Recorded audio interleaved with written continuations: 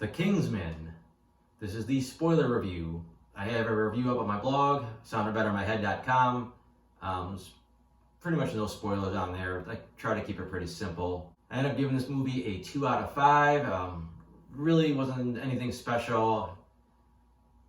Didn't really hate it. It was just okay. It kind of dragged, and I think the biggest issue, the trailers hyped it up pretty well, where it looked like there's gonna be a lot of action. You're getting the origin of the Kingsman, spies, and you had a pretty colorful villain that seemed to focus pretty heavily on Rasputin as being like the big bad, and he looked pretty crazy and looked like there'd be some cool fight scenes.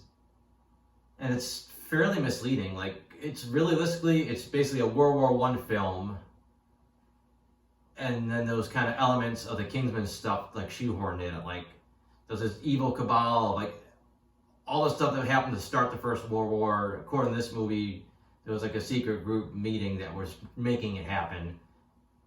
And Rasputin was one of those people on this group.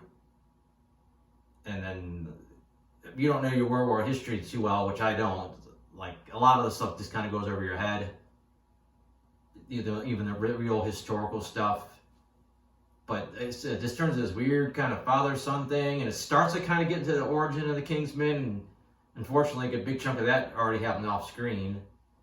And then it really goes hardcore more into the war movie, and this, like, I think at least the son's going to learn a lesson while he's, like, in the war, and he, like, ends up getting killed anyways, and, like, and the movie ends up being more about the father than the son, which just seemed like a little bit of an odd swerve.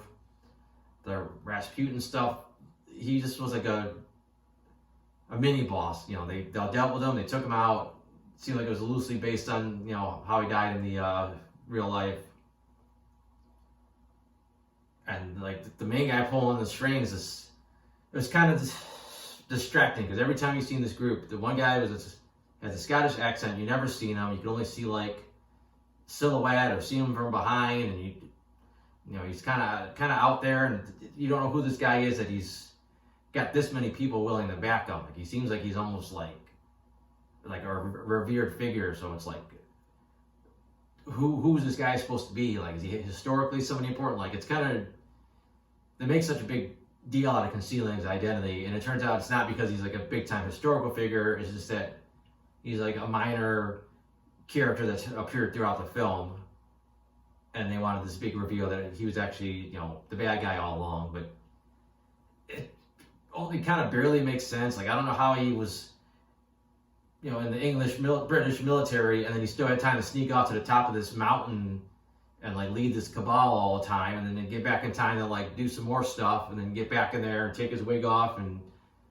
do, some more shenanigans behind the scenes. Like, it seemed like he had to be at this base all the time, but somehow he was, a good chunk of the film, he was still, like, in Britain doing his military stuff. So, I mean, I guess the timeline probably makes sense if you really get into it, but I don't know, it just seemed weird. And he wasn't much of, like, a big bad. He's just like, oh, Britain's done bad stuff to, like, Scotland, and now I'm mad, and I'm a jerk. And one thing that the Kingsman movies are known for is really cool fight scenes, like, really kinetic, like, really great, some great camera moves. The fight scenes look great all the time. There's some really cool stuff. And we really didn't get much of that this time around. Like, I don't know, Matthew Vaughn just kind of, like, dialed it back. There was a couple good, fight sequences, but they weren't as memorable. There wasn't any, like, crazy slow motion or, whatever things that, made the other fights stick out. Like, they just kind of happened. There was some cool stuff, and then they just went on. There's, like, nothing you would remember. Like, to this day, I still think the church fight in the first Kingsman movie is, like, fantastic. Despite itself, the way it was set to the music, it was amazing. But I said, this movie just kind of, because in this movie you don't really know where it's going. Like, it's kind of sort of following the World War thing, but it's sort of kind of setting up the Kingsman, but then it kind of goes in these weird directions. Like, you don't understand what's, like, the end goal on both sides. Like, I know the big bad wants Britain destroyed, and the good guys are kind of trying to stop that, but it's this weird chess thing that doesn't really make total sense. And again, then at the end, it just jumps to, like, oh, now we're the Kingsmen, and everybody gets their cool you know, Knights of the Round Table name, and maybe I wasn't paying attention, but half the guys at the table I didn't even recognize. Like, I don't know where they were at in the movie previously. Like, because that's another thing with the movie. None of the characters were really that great.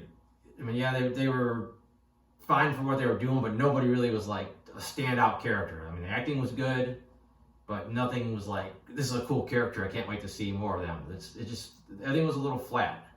And, you know, I think that's really about it. You know, I just wanted to get in a couple specifics of this in this review, because my other review, I was trying to keep away from the spoilers, and I didn't want to really get into what was misleading about the commercials and trailers for this.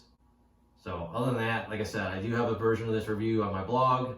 I got some other reviews on there. I got my comic strips. That's all at soundandbettermyhead.com. So thanks for watching.